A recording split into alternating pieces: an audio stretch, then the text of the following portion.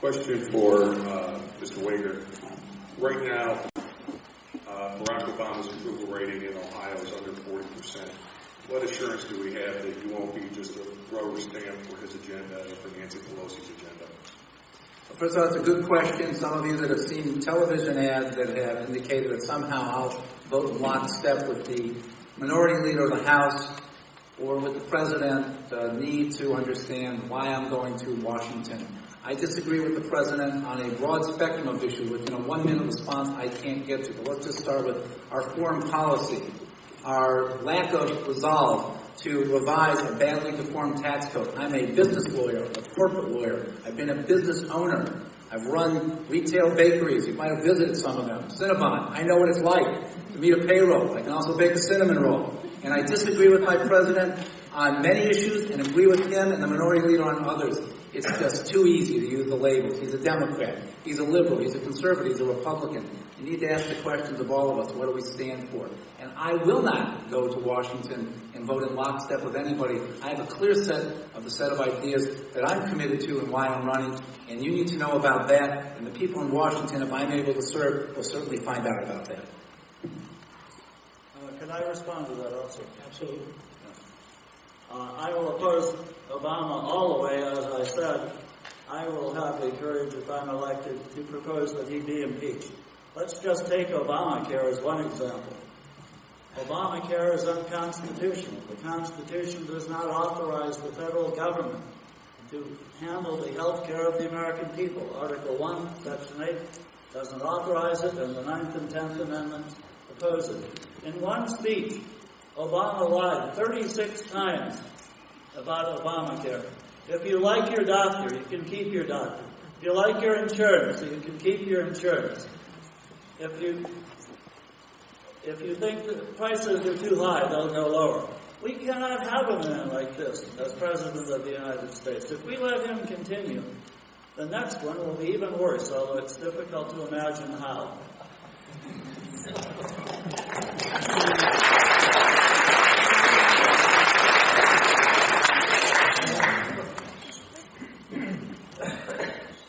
Alan Segedy, Bainbridge Township. This is addressed to Mike Coates in regards to what David said about the United Nations. You know, as they say, as the Democrats say, A to Z, and everybody gets one vote in the United Nations. What's your opinion of the United Nations? Should we pull out, and why? Okay. We live in a dangerous world. We have ourselves engaged in conflict with people who don't share our view of the way people should live their lives. And I recognize that lots of those points of view, whether nation states or the representatives of organizations that are not yet nation states, reside in the United Nations. I observe it as a dysfunctional body. I also view it, the General Assembly in particular, as a body where people who are adverse to most of which I would spend the rest of my days advocating on behalf, they come to tell us it's bad. Having said that, if you have any prospect of peace in this world at any point in time, then we need to have dialogue. And multilateral organizations are where we have it. But I would suggest this. Not to terminate the United Nations as an organization, but to require all the nations that participate in it to pay their fair share of its expenses and to come to that General Assembly and that Security Council with an opportunity to have real dialogue about real issues that may in fact lead to peace and other than the proliferation of conflict across the globe. Its dysfunctionality is one of the few good things about it.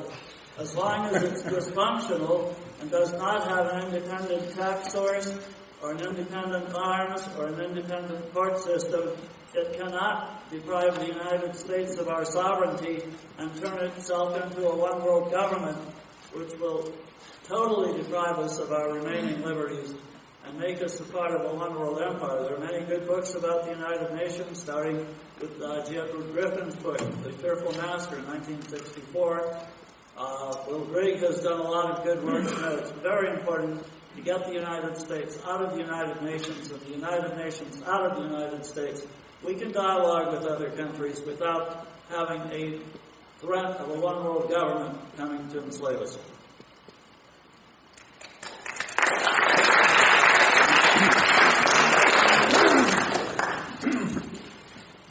questions for Michael Wager. Michael, your opponent wants to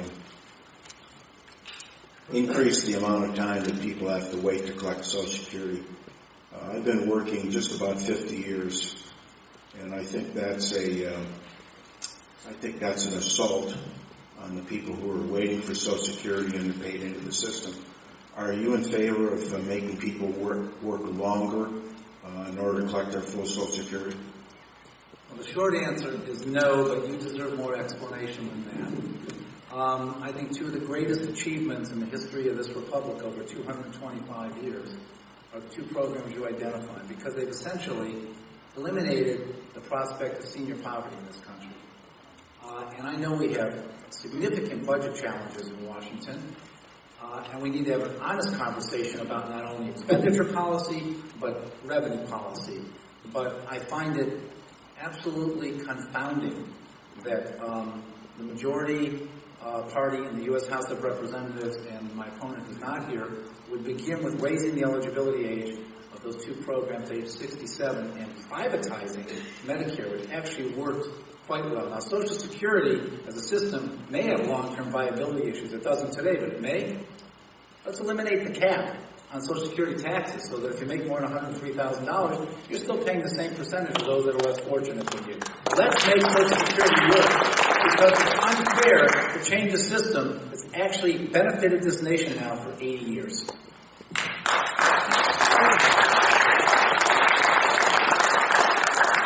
I do have a personal disclosure to make. I am stealing it back, and I will continue to steal it back as long as everyone else does. If I could cut a deal with the IRS so that they didn't have to steal income tax, I'd quit stealing Social Security. You young people, and I mean everybody under 50, who are probably not ever going to see Social Security, should be out in the streets. I'm not saying rioting, but constitutional demonstration. It will either crash or it will be phased out. I favor phasing it out. Can I have 30 rejoinder on that one? Yes, sure. Okay. David Macko and I had actually quite an experience doing this together and have come to know each other quite well and agree to disagree. But over the long term, he's right about that. We need to have a serious conversation, not a partisan, polarizing conversation, but a serious conversation about the long-term viability of this program and what those benefits and those beneficiaries look like going out, let us say, 20 years. But it is wrong to make that an issue in the near term. Let's talk about it over the long term.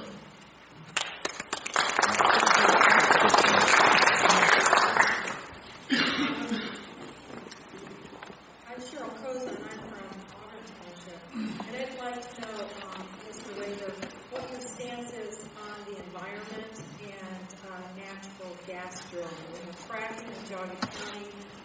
I've got relatives in Pennsylvania. They've seen a lot of destruction of land. They've seen destruction of water. And I'd like to know how you're going to protect our resources here. Can everyone hear that question? Because it seems to be a little muted. Okay, the question is, it was directed to me. How I feel generally about the environment and protecting our natural resources, and in the context of the development of natural gas, the shale developments both here in Ohio and Pennsylvania through hydraulic fracturing, oftentimes referred to as fracking. I hope that's not part of my 1 minute rejoinder or answer. The fact of the matter is that I understand that the development of energy is inextricably linked to our economic growth. I'm a corporate lawyer. I understand about economic growth, and energy development is a critical component of it. But just as we evolve as a nation socially, as we evolve as a nation through our education, through our defense structures, through our foreign policy, we also must evolve in our energy production. I support natural gas exploration if we can determine that it can be done safely. Extraction in and of itself is not bad. Extraction without proper safeguards is fundamentally bad. It will despoil the land for the benefit of those that are extracting and not necessarily have any benefit for those in local communities. So let's figure it out together. We understand the problems with having a energy portfolio overly dependent upon foreign oil or on coal, which ultimately has its own problems with regard to environmental safety. I'm open to the debate, and I won't label anybody either a tree hugger or a big oil pawn just because they want to have a discussion. Let's not reduce it to its simplest terms when it's a complex issue. But in and of itself, natural gas exploration, properly regulated, is a benefit to the nation, in Ohio, and can be for our local communities. Like almost all of the problems that our country faces, the energy non-crisis can be solved by freedom. We need to abolish the Federal Department of Energy, the EPA, all of the controls that are preventing us from developing energy. We need to end all taxes on the production, distribution, and sale of energy. We need honest courts so that if there is pollution, which is a trespass on the rights of an individual on his property, then that should be punished. The solution, again, is less government, more liberty under the Constitution, not more government, more regulation. That's what is destroying this country. Another question. This is for Michael Wagner. I hope I'm saying your name right. You keep talking about creating this dialogue between the different groups in Congress, etc. How do you plan to do that? It's a great question. There are 435 members of the United States House of Representatives and an additional 100 members of the U.S. Senate. And 535 of them have not found a way to catalyze around the notion of having real discussion. So I'll start with this. We have people that will go to Washington well-versed on the issues. I am a lifelong student of policy issues. Advocate fairly for what you believe in through some level of rational debate without labels, without bomb throwing. Look for opportunities for compromise and incremental legislation and find solutions. I may go there and find that there are not enough people for that kind of an exchange or dialogue. But at least there'll be one more voice looking for the opportunity to actually seek solutions as opposed to focusing or looking at everything, I should say, through the lens of re-election and party and the interest of narrow money or so-called special interest. That's not why I'm doing this at this stage of my life. I actually want to serve in the truest sense of the word, and the way you do that is through honesty, rational debate, and compromise. And thanks for the question. We should always be willing to compromise as long as it's not on truth or principles, and as long as it is not on our oath to abide by the Constitution of the United States. Compromise with evil is evil. That's what's led us to this situation. We do need to have people in Washington who will look beyond party to what is best for our country, how best to restore liberty, justice, and peace.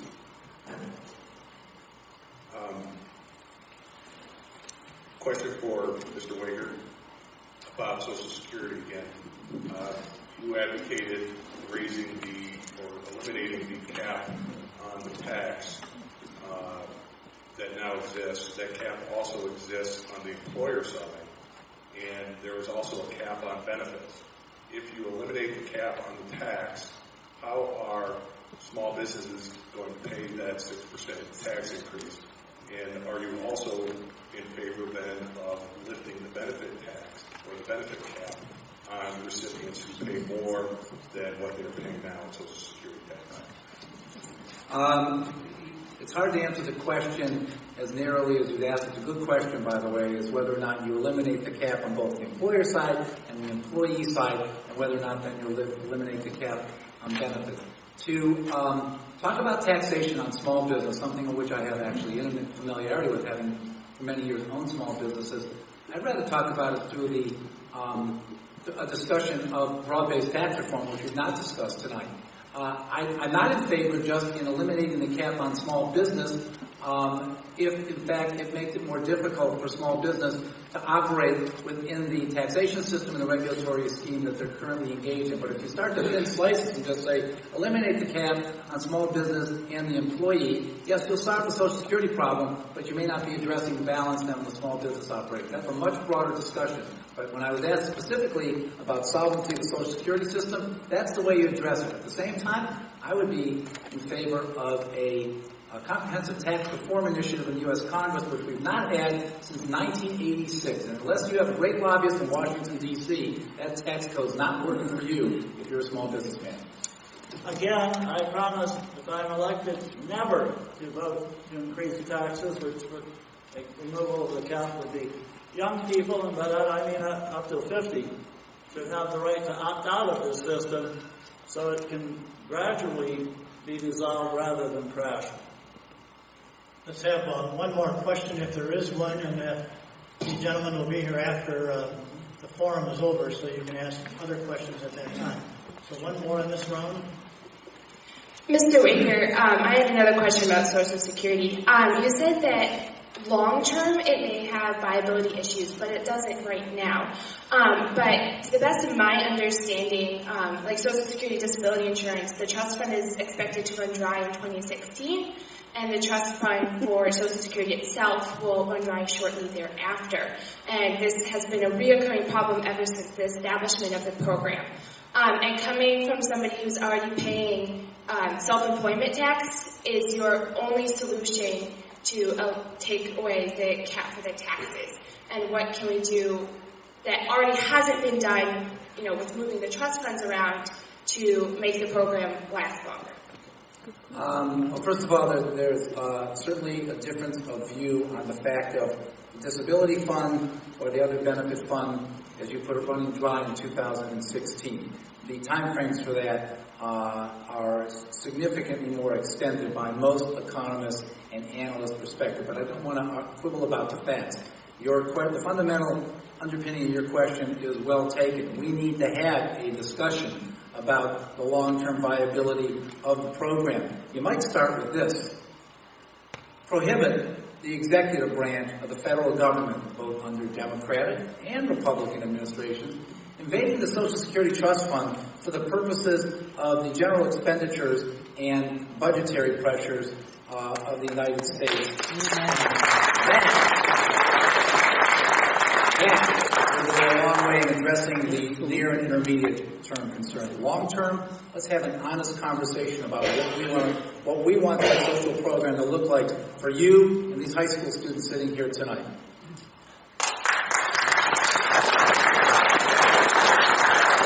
Join me in thanking these two candidates. Once again, we do agree on the current contract should be upheld as long as possible, but my advice to you regarding Social Security is get out of it. Run for your life. You're never going to see it. By the way, I have another engagement, and there was one gentleman here who had his hand raised. If we could do one more question, give him his It's a direct question. Well, actually, I had a question for Congressman Joyce, why we only have 9 days of session in 3 months, but that's a different story. The other question I had for you was more specifics about how to grow jobs, how to stimulate the economy. So, anything you haven't talked about here tonight, other things that you would do. Well, there's a broad spectrum of issues I've not had a chance to talk about because I'd love it to be more time and not fit into 3 or 1 minute perspective, although I do applaud the student PAC and the League for doing this. This is the best of American participatory democracy.